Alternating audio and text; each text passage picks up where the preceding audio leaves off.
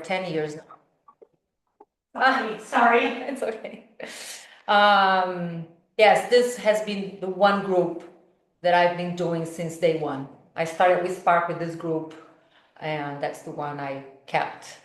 Um, and before with Spark, I worked with at an institution called We Can for pediatric brain tumor for a few years, and then I came to WeSpark. So yeah. So tell me about, I already asked you a little bit outside before the meeting started. So Julie, you have a 5-year-old. Yeah, she'll be 5 in a couple weeks. So. And you have adult children and grandchildren. And I would like to know, Allison and Osvan, I'm not saying if I don't know if I'm gonna say your name right, I'm sorry, Osana. The ages of your children, you can put it on the chat, or you can unmute and let me know. Aaron, Miriam as well, if you'd like me to. Can you guys hear me? Oh, yes, I see you now, Aaron. I don't know why he's only showing up, when he speaks. Yeah, go for it, Aaron. Sorry, what was the question? The age of your children. And here, this talk is not only for those that are going through cancer yourselves, it's also for caregivers, okay? So tell me the age of your children. And Nine and 9 months. 9 and 9 months. Okay. And your parents are here. I understand your parents are here with me. So welcome. Thank you. Yeah. Who would like to go next on the Zoom? Just so I have an idea of age. I can go. Can you guys hear me? I have a almost 5-year-old in July, and then I have a 2.5-year-old. Oh, this pen. Okay. Say that again, Allison. I'm sorry. It's okay. 5-year-old and a 2.5-year-old. And Allison, please let me know. You are going through cancer, or are you a caregiver? Yeah, I'm a rare one, so I have stage 4 adrenal cortical carcinoma, which is very, very rare. I see. Thank you. Thanks for sharing. And Aaron, 9 and 9 months old. I just wanna, have a better idea of the age group. All right. Anyone else on Zoom that would like to let me know? I am Roxana Kupchian. Okay. Yes. Hi. I mean Oksana, but middle name is everybody calling me. Okay. Yeah, Roxana. How old are the children? My daughter, she is 29. My son, 46. And are you going through cancer, or you're a caregiver? No, I'm going through cancer. Yeah. Cancer. Okay. Thank you. You're welcome. And maybe you can start thinking of, if you already don't have a question or a situation that you want to bring, maybe start thinking and we can go through them. I'm going to have tomorrow to doctor for second opinion. My daughter will come with me. Okay. So I will know exactly everything tomorrow. Okay, I understand. Yeah. All right. I'm going to start pretty soon chemo, but I don't know when yet. So tomorrow I will know for sure when and everything more. Okay, so you're just recently diagnosed? Yes. Okay. But I have operation already. They took from my that cancer already. Only. Oh, I see. Mm-hmm. Okay, you already had surgery, understand? Yes. Thank you. And Miriam, would you like to say as well? You talking to me? No, Miriam, thank you. Oh, okay. I was asking Miriam if. Okay, done speak. Thank you. Hi, everyone. My name's Miriam. My parents are Hal and Francine, who are in the room. Apologies, I'm off camera because I'm nursing our 7.5-month-old daughter. So I'm going to stay off camera until I am appropriately dressed. Don't worry. You have a 7. Say that again, the ages? A 7.5-month-old daughter. Okay. Thank you. And sorry, I've made, I don't know if you can see, I've made some worksheets here that I gave to those in person, and I'm sorry you won't be able to see it. Maybe, can you? Email it out. You made a, yeah, okay. Because I separated a little, it's very short, age appropriate things that you can say, developmental appropriate, right? But I want to know a little bit about, if you have anything, for those in the room, right? Let's start with you. If there's anything that is going on with your children that you're curious about, that you'd like more guidance, that you're curious, and please share a little bit about yourselves too, like introduce yourselves, whatever you feel comfortable and safe to share, okay? About your journey, your worries about your children, if it's okay. Sure, I'll go first. My name is Julie. I'm on the other side of breast cancer. I'm 2 years out from when I started chemotherapy. So yeah, it's been a journey. I have an almost 5-year-old, and I kind of wish this class was around 2, 3 years ago, but hey, it's the luck of the draw, right? Yeah. But I got through it. My daughter was almost 3 when I got diagnosed. I got diagnosed January 2024, and everything kind of happened very quickly. Biopsies, the scans, everything going into an egg retrieval process. I was 37. And rushed into starting chemo and everything. So I think trying to talk about it with my daughter, I mean, for me personally, we never used the word cancer. It was just kind of me and my husband's thing. We didn't want to use that word around her just because at that age, she can't really conceptualize it, right? No, they cannot, yeah. Yeah, and so Right. for us, that's what worked, right? And Right. I'm a preschool teacher, so early childhood is in my background, so I kind of just threw myself into it and navigated it and did everything that I could for my child and for my husband. And so now, being on the other side of it, I'm in hormone replacement therapy, and now it's kind of the opposite. I got through chemo, got through radiation, both my surgeries, and now it's kind of trying to show up being a menopausal woman. The rage and the crying and being on medicine for that. So I think that's kind of why I'm here today, is kind of still processing everything that I've been through as a mom, as a person with my family, and then now trying to show up every day in a new normal. If that kind of makes sense? Yeah, of course. Can everybody on Zoom hear well? Yeah, okay, good. Thank you. It is, yeah. And again, I didn't create a very specific thing because, every family has different values, right? Every family has different dynamics. So like, I didn't want to put ages through, 0 to 6, and like cement this and forget about, and not personalize it. Make sense? Because every household, hormones, right? Everything influences how we interact with our children. So I didn't want to make it rigid in a theory specific. So that's why I wanted to make this a little bit more dynamic, and and a few of you also on Zoom have ages around, like saying 5 years old, or around that age, that we can talk a little bit. I'm gonna read quickly like what I put here through ages 2 to 6, and then maybe we can talk a little bit about that. And you have grandchildren too around that age, right? So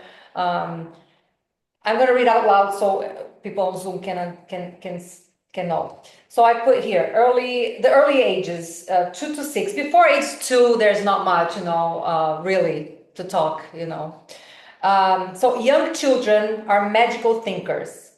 If they aren't told what is happening, they may invent a reason, often blaming themselves. They need to know that their world is still secure. So that's an important thing. It is, for every child going through a parent with cancer or any situation at home, the sense of security and safety is extremely important for them. They might not have the language yet to understand what cancer is, but they understand that someone is sick. They understand that the dynamics changed in the house. They understand that sometimes mom doesn't have the energy, or mom is worried, about a parent, right? And the dynamics changed in the house because now maybe some of you, right, that your parents are here, and we'll get to that, but you're already explaining to your kids that now you're more busy with the parents, right? That you have to take them to the hospital. Maybe you don't have as much time to play with them. The routine changes, right? So even though they don't understand, potentially they don't understand what cancer is, but they understand the dynamics change, and they see someone not feeling well and just not having the energy to play, right? So a conversation is important. You can buy medical toys like stethoscopes and things that they can, especially if they see you with a medical device like a port, right? Or if they see you coming home from a chemo and you still have, bandages, or, I think it's very important to have this kind of toys at home, or even real bandages, like real band-aids and stuff like that. And, and create space for them to express something or ask questions, through play. So this age is very much about play. And even like you can explain to, mom is not feeling sick, or mom is going to be busy, or is not feeling so well, the language you have at home when, that you don't have to bring the cancer word. You can use words that are softer, but, every child might have, been through some sort of cold. You can remember when you're feeling sick, mom is feeling sick today too. I don't have so much energy, because it's important. Because if you don't say anything and you just go and sleep, they are going to create whatever, catastrophize, or, so it's very important to communicate at any age, but it's very important to communicate with the young kids. There's something about around this age that you can say, especially because of the magical thinking, is the three C's. You didn't cause it. You're not gonna catch it. And what is the other one? You can't cure it. You can cure it. Thank you. And you can cure it. And you can say that in language that are appropriate, or Age appropriate. yes, that you might already use it at home, but the three C's are extremely important, especially at this young age. You can cure, you didn't cause it, and you can catch it. Because exactly that magical thinking that can go into it, right? Their world is not concrete at all. The concrete world comes later, in that sense, when something is happening in the world. They can make it concrete, but I'm not gonna, get too much into that. Anyone, do you want to share anything that you might be struggling with your own kids around this age until 6 years old that you want to bring, and we can maybe talk about it?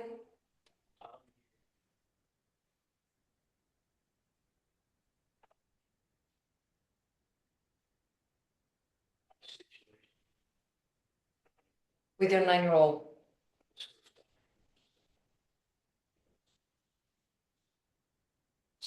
Seven and a half.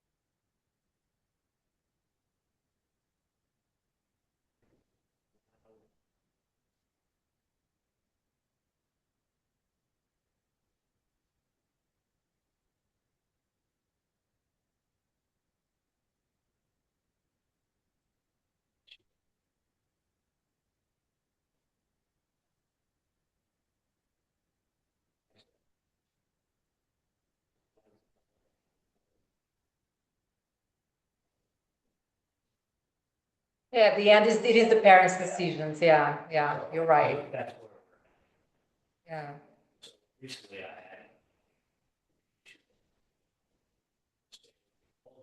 yes, yes,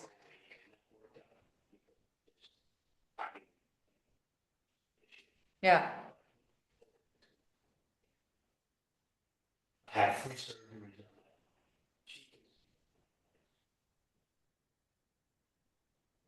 Did she ask anything?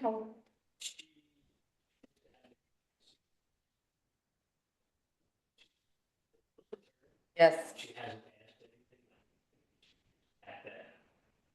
She knows that I had a 3rd surgery recently. Detached retina that the tumor caused. Yeah. So,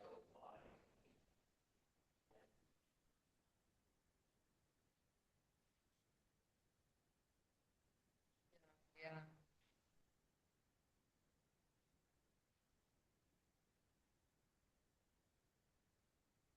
yeah.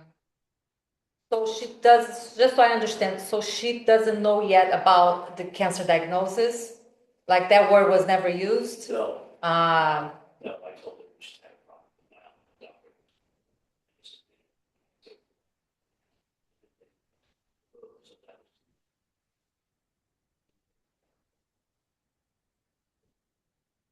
yeah,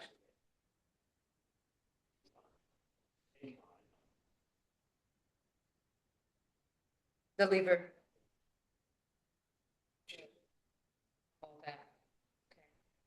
I always, think that we should make our children work. What I mean by that is I'm like, sorry. I just have a quick question. oh yes, go ahead. Just because it's very hard for us to hear, is there a way that you can like recap what he just said for us so that we Oh, understand what he was saying? of course, Like, yes. okay, Yes, yes. I thank don't you. know if there's a way to put the microphone. Yeah, it's here, and if we put it here, Then we I don't won't. have any. So, Okay. yeah, recapping is briefly as you can, maybe best. Right. Okay. No, of course I can. And please correct me if I say anything that is off. that's our son. Yes, yes. So it was your father talking, and it is. So he brought up his grandchild. She was 7 years old, around 7. I don't know if it's your child or Miriam's. I'm not sure. And It's Aaron's child. Okay, so she was 7 years old at the time. So he was giving a little history of her age and when he first told her about you had to go into surgery about your eye, and he was at a soccer practice and it went well. But now that he's metastatic, they're wondering what to do next because she doesn't know. She doesn't know about cancer necessarily. She just knows that you have some medical things going on, but it's not cancer necessarily. So anything else I should add to what you said? Did I miss anything? I just summarized. Yeah. Where, moving forward. Moving forward, right? Part of like, I also want to. Right. Right. And what I was saying too, your dad doesn't want to overstep. He wants to respect your decision, right? As a parent, it's your child. That's what he's saying. And he's asking me how to move forward, right? About how much to share with her. And of course, with your consent. But then, we can talk here and you can talk at home too, whatever is more comfortable for your family. Of I'm just giving information and then you do that information, you can talk at home and you can sit down, you can sit with it for a few days as well and then have a conversation, all of you, and make the decision. But at 9 years old, she's 9 now. First of all, I would like to understand a little bit more in terms of the whole family, where you are all at with the stage 4, right? Because and what is coming up, right? Because sometimes we are also going through our own feelings that we don't know exactly what to do, we don't know what to express, and then we are actually projecting them in our kids. Maybe I shouldn't say this, maybe I should, but we don't know what we're feeling, right? We don't know what to feel. So that's something also, and I'm not going to go into all the details of your family because it's your privacy, but it's something to think about as well, like the dynamics, right? How are you processing the stage 4 diagnosis, right? And you can share if you are comfortable. I'm just giving you the.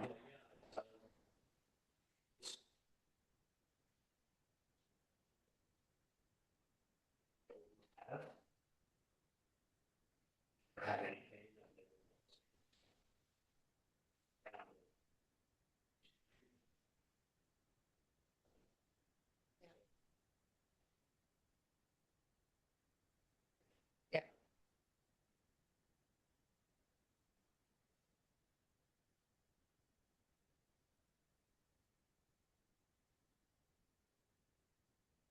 yeah,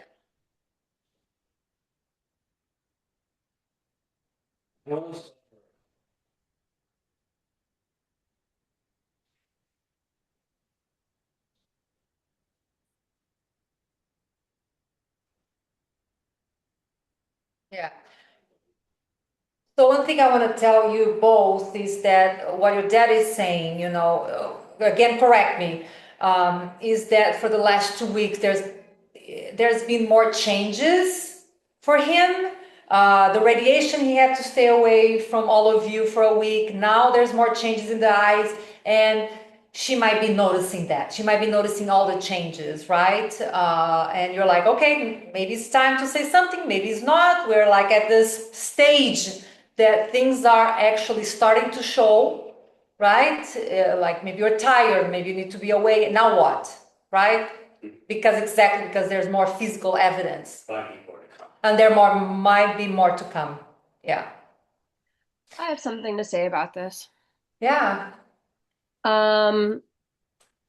I feel as though in my own childhood, it was often, difficult conversations or things that may have been perceived as, not appropriate for a child were often not talked about. And then I have, memories of like kind of being blindsided by things that no one talked about. Um, Beverly is the 9-year-old child is a very intelligent and very emotionally intuitive person. I believe she understands more than we give her credit for. And of course, she's not my child, but she is my niece. And I think Right. it would be respectful for her to have a better understanding of what's happening in her family so that she can feel like she's part of our family. Yeah. Again, like I said before, I think at the end it is the parents' choice. And exactly, that's what I was saying. They're going to the magical thinking. So if things are not set, they can go into places that can be more dangerous. Again, I don't know her, right? I don't know the family dynamics, so I cannot say anything specific to her. But if more clarity, honestly, more clarity to any age, the better, you know. Well, I think what's challenging in this particular situation is that when you say that you want to give respect to the parents, this is the grandfather having cancer, Yeah. right? And so what I said, and just in case it wasn't clear, I will say it again, was that I felt that it was his decision to talk to her about what was happening Right. to him, and I was open for him to have that conversation with her. I wanted to respect his diagnosis and his condition, and I welcome that conversation between him and my daughter. And if he wants me to be a part of that conversation, I'm happy to. But that conversation has not happened. And Yeah, so got if it. there's a reason why it hasn't happened, I am very interested in talking about that and exploring that together. Yeah, Um, but, it sounds like what I'm hearing from you is that the more information, the better. I think so. I think so. And thank you, Aaron, for clarifying. I mean, I think that's why your father is asking exactly like, what is the appropriate? I want to know what is the appropriate thing to do, right? So I don't cross any boundaries. And you are saying, great, that, but there is no assumption here that you were like, no, not from me at least, no, and not from your parents, that there was no assumption that you had, you were not open. So again, I think it is the best thing is to be at 9 years old. She's and like Miriam said, she's smart. She's sensitive. The more clarity, the better. And when I was saying earlier in terms of make them work, like emotionally, like psychologically. Ask questions, don't answer for them, right? Ask questions, make them work, and then you answer for them, but make them have the questions. Am I making sense? Make them work emotionally, intellectually, right? But I'll definitely, with Aaron, green light, go for it. Go for it. And then maybe you can discuss like when is the appropriate time, if you want anyone else to be there, if you want to do it on your own, then it's up to you. It is your diagnosis, and it's your relationship with her. Yeah. And it seems like you're close. You're close. Yeah. So, yeah. Okay, thank you. Yeah. I don't know anything else that maybe I can. Well, I think a lot of the situation is fear of the unknown. The next upcoming event is going to be a scan, Yeah. and there's going to be some information that we get from the scan to determine how effective or what was the result of that radiation. Yeah. And then moving forward, it's a very high possibility. Radiation, right? And one of the things that was before this, before we started the reading, we were going every week, every Friday. I was having an immunotherapy every single week. And then also, I still am uncertain about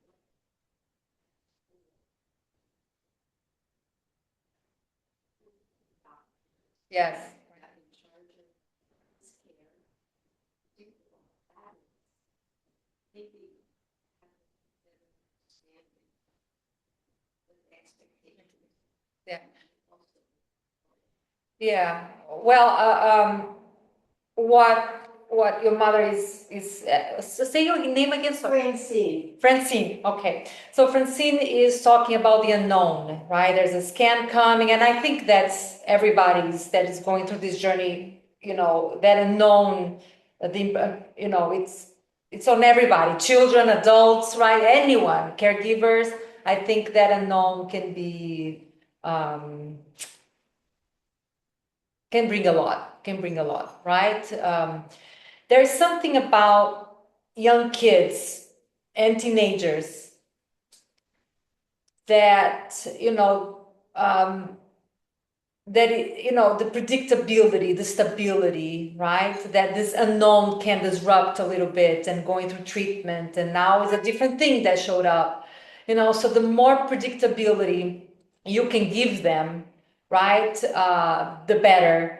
And depending on the ages, of course, if it's a young adult, like 18, 19, then you can be more, this is what, like in 2 weeks, I'm going to have a scan. You can be more, what is the word?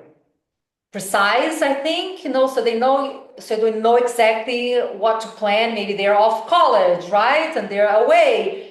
And then you can go to your things, go do your things, if I needed to be here on surgery, I'll let you know it's going to be on that day, so they can plan. It's very important for them to know what are the next steps so they can plan their lives, right? And even older than that, even your children that are here, it's important for them to know, in my opinion, unless everybody's different, but so they can plan around it, right? So where am I going with this? Oh, the unknown. So the more information, the more thing you can give, I think is important because, you're gonna go through treatment.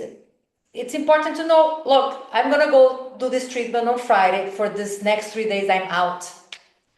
Tell them what they might potentially expect because a surprise like, oh, I didn't know mom was sick today. I mean, some things are unpredictable. You might just get sick, of course. But if you already know how you go about treatment and you know you're out for a week, tell them, I'm not going to be available for the next week to play with you. I won't be able to go to the match, to the soccer. Tell them, be very verbal about as much as possible in terms of the unknown, of what you know, share. That's, so they can plan around, so they know what to expect, so they know, oh yeah, grandpa is going to be out, he won't be available for a week, but he'll be back after that, right? So they can have some sort of stability and predictability, I think is important. But the unknown is the unknown. Yeah, we don't ask the doctors to, they throw up their hands and say, the advancements are coming so fast, we can't even keep up with them, so take it one step at a time. Yeah. I accept their answer, they make sense. They don't know, they don't have a window into the unknown either. Yeah. So so they don't know. But again, it depends on how everybody deals with the unknown. Some people accept easily. Some people have a harder time. They go more into anxiety. So it really depends, and then if you're anxious, how are you going to talk to your child, right? So my recommendation is regulate, right? Breathe, go for a walk, regulate that fear of unknown, and then talk to them. Try not to, unload those fears or those anxieties and those feelings into your child. Unless they're older, then, and again, it also depends on your relationship. But if they're older, and adults, and, and that's one thing too, older children, like you, the roles can reverse, different from little kids, right? Now, and a lot of them, like, I want to take care of you, Dad. I'm not saying this, I don't know you guys, right? So, but usually when they're adults, the role are reversed. They become more parents, they want to drive you, they want to take care of you. So it's, and it's okay. In my opinion, it's okay. And it's okay, right? If they're young adults and they're just going to college, and then you like, go live your life, and then you find other caregivers and other people to support you. But if they're older and they're available and they want, my recommendation, always allow it. Allow them in your life and allow them to take care of you. So again, it depends on the age, right? That have different needs and, and so definitely if the fear of unknown and anxiety comes up for you, I think it's appropriate to share with your adult children because they may have the same fears and anxieties and you can even bond through that and, and talk about it. But if they're young, I would definitely recommend go regulate, go for a walk, talk to someone else, and then just talk about this is what's happening, right? I'm going to have a surgery next week and I'm going to be out recovering for this week. I'm going to miss you. I look forward to playing with you and I feel better. How are you feeling? You can ask, how are you feeling about that? So you can always talk to me, how are you feeling? Or you can go to dad or mom, grandma. Am I making sense? Yeah? Any questions? I have another question. So, can you just give, if there is one, like what would be like the sort of spine of a conversation like this, right? Even if it's just very general, like saying what it is, and then saying what your situation is and what might be happening soon, talking about what the expectations might be moving forward. Is Right. there some sort of template for how you have this conversation with people of certain ages, specifically a 9-year-old girl? Well, for a 9-year-old, I would ask her directly what she knows about cancer. Because she might have asked she might have heard at school, someone at school, she might have seen on TV something, she might have already a fantasy or an idea what cancer is. I'll ask her first what her thoughts are, understand where she's at with this concept of what cancer is, and then you clarify if there's any misunderstandings, you clarify that for her, and then you can just go, because I want to understand more of what you think, because grandpa is going through it, and this is what it's, this is the treatment that he's going through, and sometimes he might not feel very good and he might need to rest. Sometimes he might just feel more energy. But I would understand what is already her concept in her mind of what cancer is first. I mean, one thing that I could see happening just knowing my daughter is the minute he says, "What do you know about cancer?" she's going to have an emotional reaction. She's going to know right away that he has it. And I think So, is there what I'm looking for here is like, here's what you would do if that happened. Here's what to say when that happens. I think this is some of the fear of if I were going to have this conversation with her, what you fear the other person, how they're going to respond. And I do think that a 9-year-old girl, but specifically my daughter, can have some pretty emotional, dramatic reactions to things. And so, you know, do you then give them a minute? Do you acknowledge their feelings? These are the kinds of things that I would be interested in understanding, if I were having this conversation with. Right. Well, in general, let her feel, let her express her feelings, validate her, because it is scary. The unknown is scary. We don't know what's going to happen. She might, she's already looking at, your father's eyes and wondering. She's probably already having feelings about it. I would allow her to express and, validate her. I think, it's normal to feel that way. It's understandable. I'm here for you. Absolutely. I think feelings are normal and expected. Absolutely. Absolutely. I don't, again, it is very, I need to be sensitive here because I don't know her history. I don't know if she has been through any losses in the past. So it depends if it's, so it really, or losses or, any sort of anything, anything traumatic that can trigger even her more, or if she's just sensitive. I don't know her.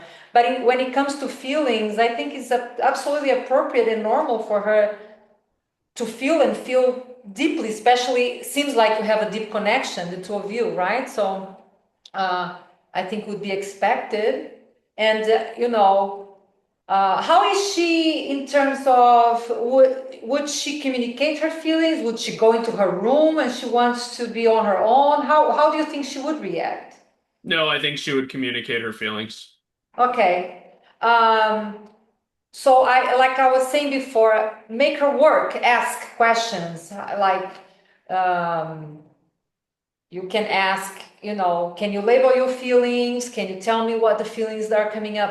If she's like, I don't know, you can throw some, like, are you scared? Are you sad? Are you concerned? Like throw some things, almost like a yes or no questions. If she's not really able to put words on her experience, maybe you can try, to label that for her and see what, she's gonna say if yes or no.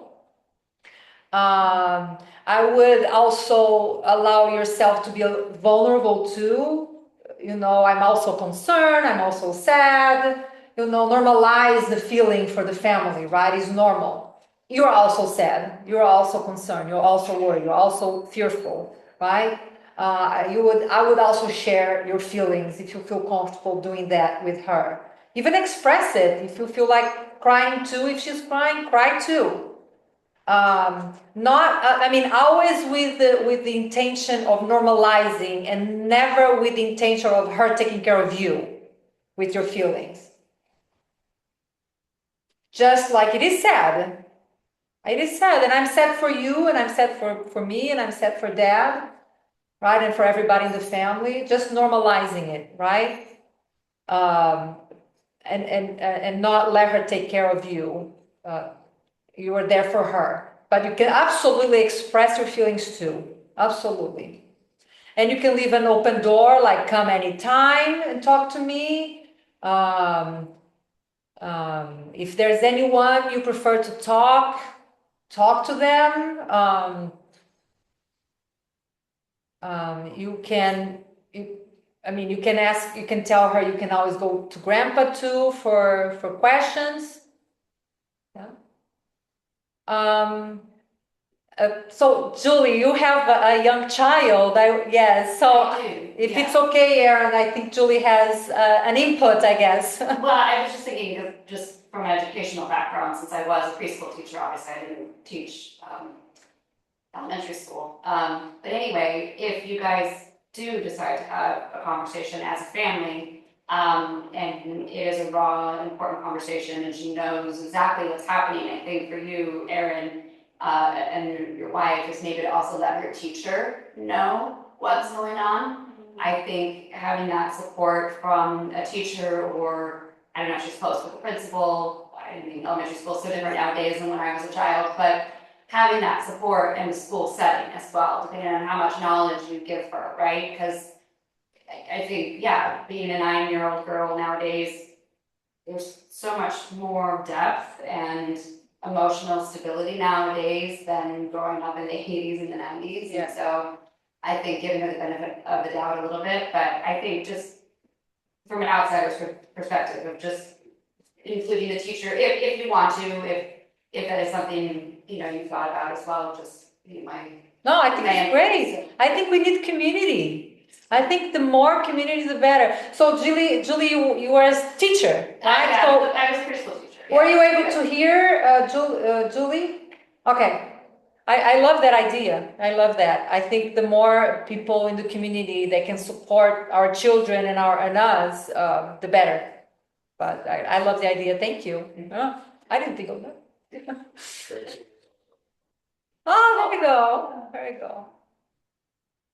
No, teachers, and I have clients that, they're adult now, but it's like my teacher was my support. So thank you. And thank you. I don't know if I answered or if I gave you the spine kind of overall idea of what you're looking for. But again, I think it's important to create the safe space for them to express themselves. It's absolutely normal for feelings to come up. Let them come up. There's no problem about that. The more they express, the better, so they don't hold it in and then explodes later. Because it always explodes later if you don't deal with things. And again, some people deal with being more expressive, some deal by journaling, by listening to music, by talking to friends. So it's not one size fits all. But definitely be clear, communicate, I think would be important. Yeah. So thank you. Any other questions, or Miriam or Aaron? While we're in the family, we're still with the family.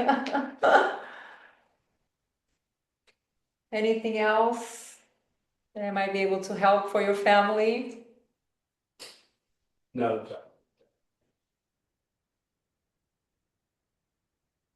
Yeah.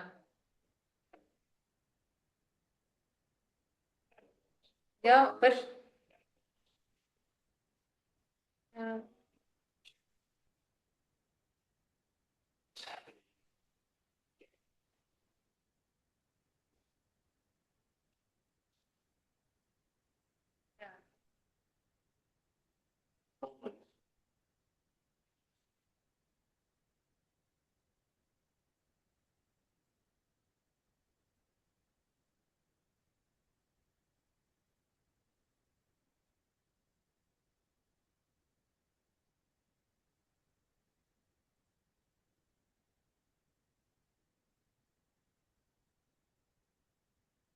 Yeah.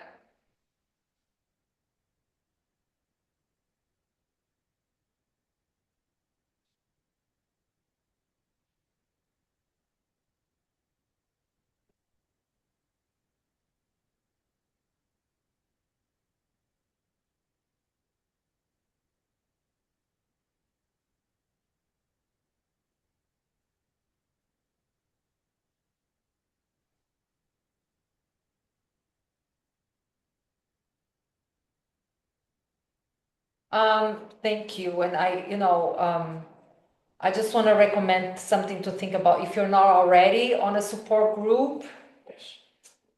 you are in the men's group? I'm going to the next. Okay. Amazing, amazing. My group is only metastatic, just so you know, is on Thursdays at 10:15. You're absolutely welcome to join. It's an amazing group. But yeah, it is, I mean, I understand you being optimistic. It's amazing. It's great. But, and at the same time, when your body, you're tired or you're having side effects from treatment, it's there. You cannot ignore. You can be as positive as possible, which is good. But your body is saying something else, right? So, yeah. But we're here to support.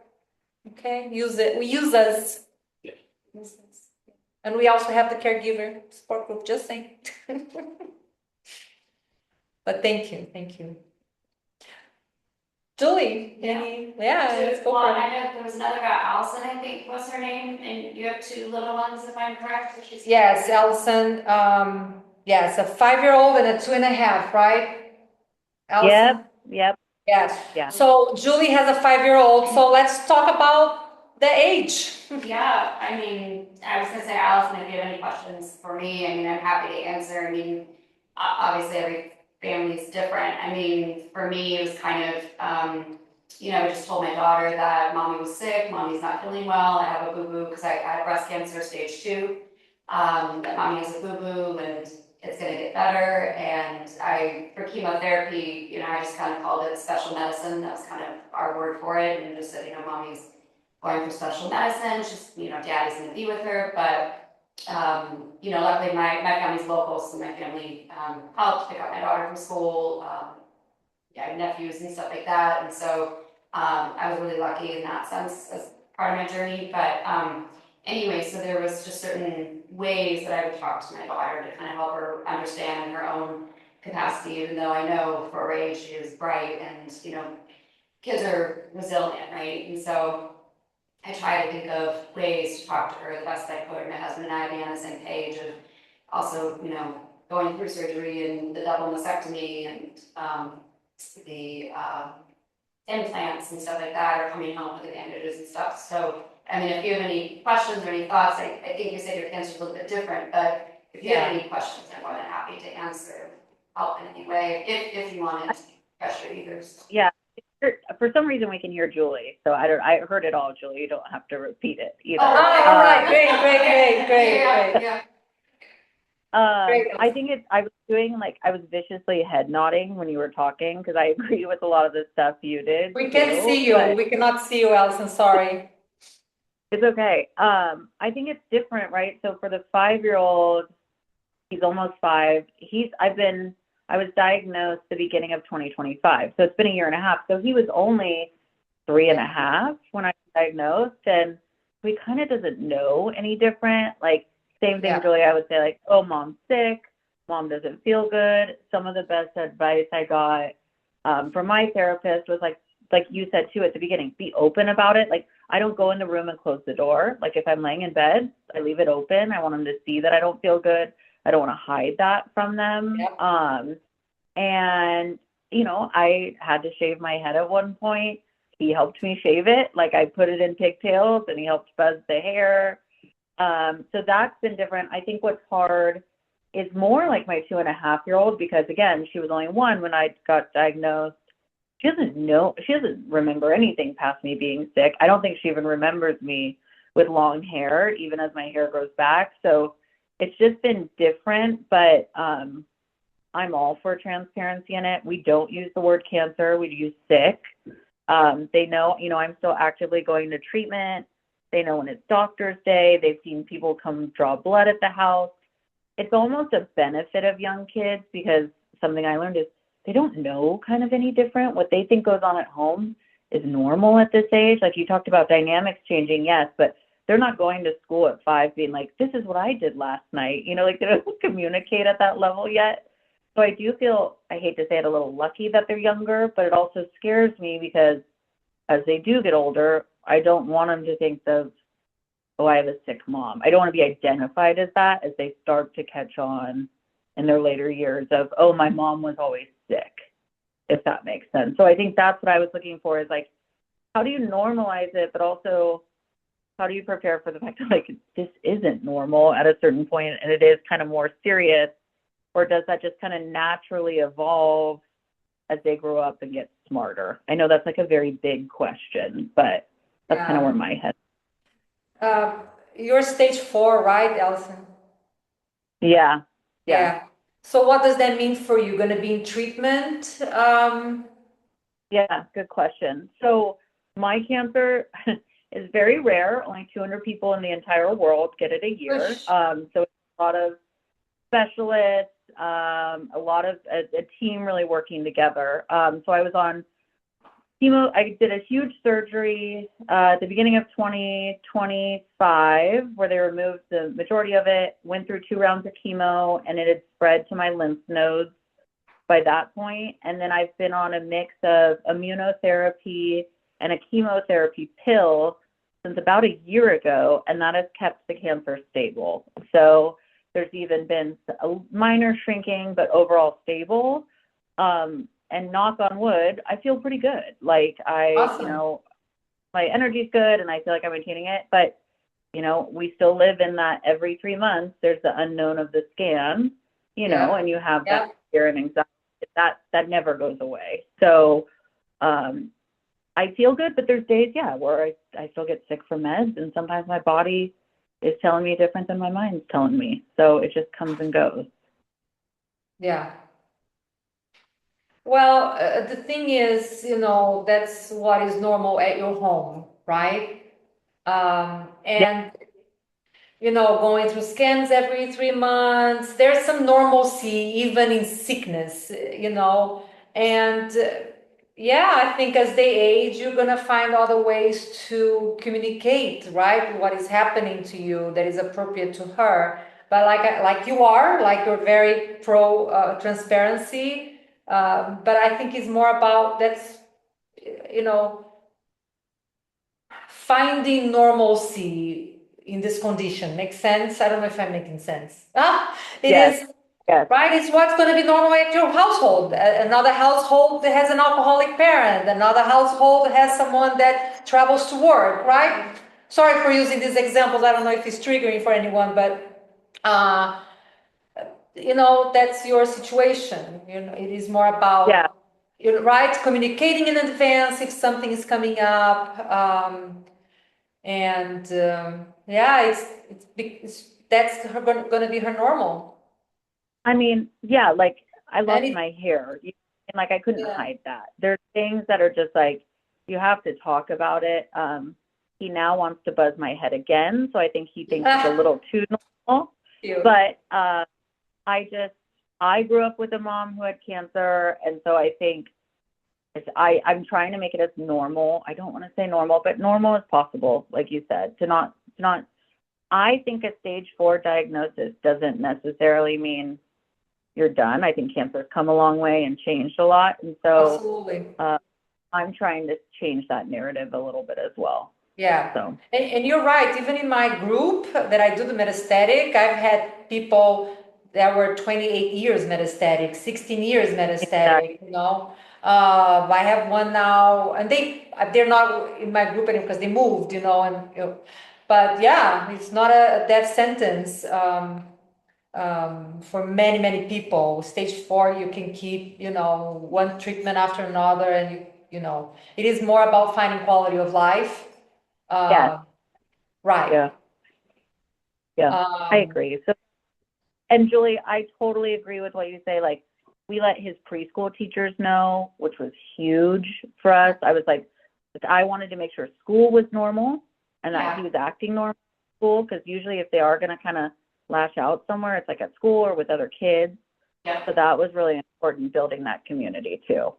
Good. Yeah. I still worked during everything. And I worked at the preschool that my daughter was at. So so I get it. Yeah. Having that normalcy of the drop off and the pick up, and, you know, knowing if the kid's acting out that day or something happened with the classmate. So I can totally relate to that for sure. Yeah. I'm gonna also, if you don't have it yet, toys, medical toys, like stethoscopes and stuff like that for your kids. Because you might one day have to bring them to a doctor's appointment, stuff like that. They're gonna see and they're gonna want it to, process through play. So I always recommend having, you know, doctor stuff at home that is playful. Um, I was gonna say something, sorry, forgot. Yeah, I'm sorry, you blanked. Yeah, I'm sorry. I went No, blank. that was Um, it. That's kind of my story. I mean, I was listening to, I think every family dynamic, there's bits and pieces you can take away from and learn from. So I found this helpful, really yes, helpful. absolutely, absolutely. Um, but yeah, I think it's about, and when I say normal, it's your new normal, I guess, it's the normal of your home. It is in a sense with the connotation of the energy that, what is the word that I'm trying to find? That you keep going, you just, it is what it is kind of thing, and we just adapt and we just learn to, it's about quality of life. It's about how we're going to keep our values, right, in the family and enjoy each other with this situation, with this chronic condition, you know? Like I was saying, some people are this, and people have to change some of the diet because they got diabetes, and it has to change the whole diet of the house. It is what it is, and you adapt and you go and you know. But I think the most important thing is owning, right? Because I think, and the more you own, the more you create adaptations to it, right? The more you embrace the condition, the more you create, you adapt, you create coping skills, you create more values on top of it. So now our, you know, birthdays are very important to celebrate. Mother Days are very important to celebrate because we are embracing this. The unknown is scarce, so let's live like really fully live and bonds and create memories. Whatever it is, like the more you embrace and the more it is part of your life because it is, right? I think the more you can create, mechanisms to, you know, um, to bond even to bond through something that is hard and to deepen your relationships and to create coping skills together, I don't know. Yeah, I definitely think, and Julie, I'd be curious your perspective on this, but like, I think it's definitely made me a more present parent than I ever have been.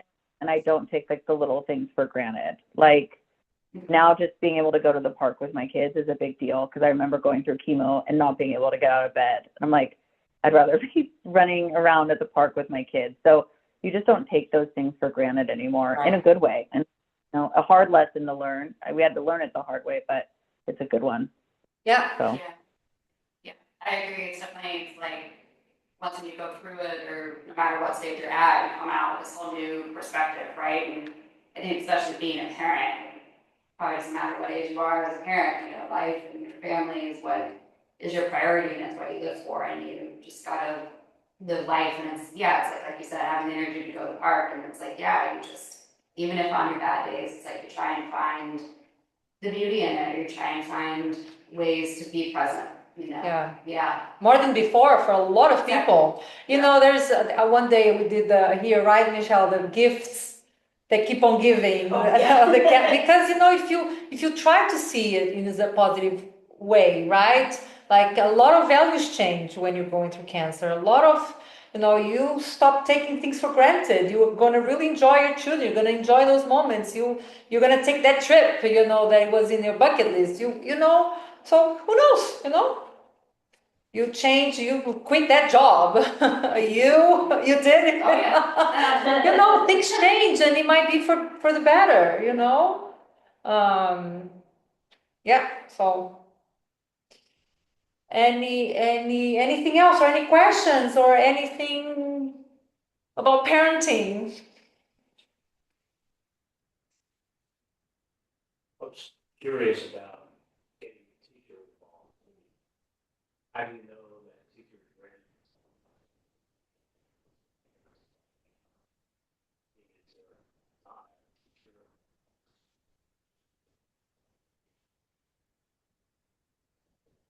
The teachers right there. Let's hear them.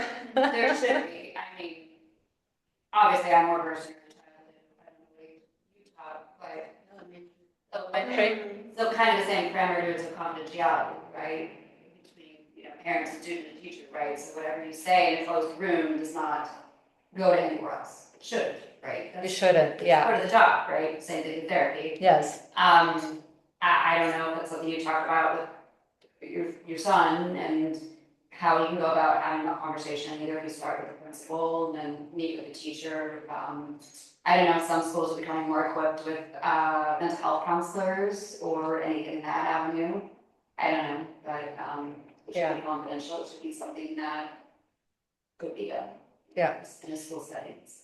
Yeah, no, but the teacher, we don't know how your granddaughter is going to react, obviously, right? But maybe she's not going to have a good day at school, or her grades might be impacted. I think it's very important for the teachers to be aware. Yeah. At her age now, it's social stuff that's coming up, and Yes. so there are challenges there. Yeah. Yeah. With relationships and it's like. Oh, but that's normal, I guess. I mean, I don't know the details, but it's the social piece for 9-year-olds. Yeah. Yeah. A good question. Yeah. Anything else? Or any of you on Zoom? Miri, your children are very little. 7.5. It's only one. Yeah, we just have the one baby. Oh, baby. Yeah. It's crawling already? She's very close. She has the intention. She has the intention, but we're still working on Yes. the But I did just want to say thank you. I do need to log off and be a present for her. Yes, go for it. Thanks for joining. Yeah. And is there anything, if I may ask you, Erin, and your parents, anything for you as a child, of your father, is there anything I can support in your... No. Well, as a matter of fact, for some reason, I don't really know, school's closed on Friday? My child is. Did you know what? It's Armenian genocide. There's Armenian genocide, Okay, yes. so, we have a plan to spend a part of the day absolutely with Beverly.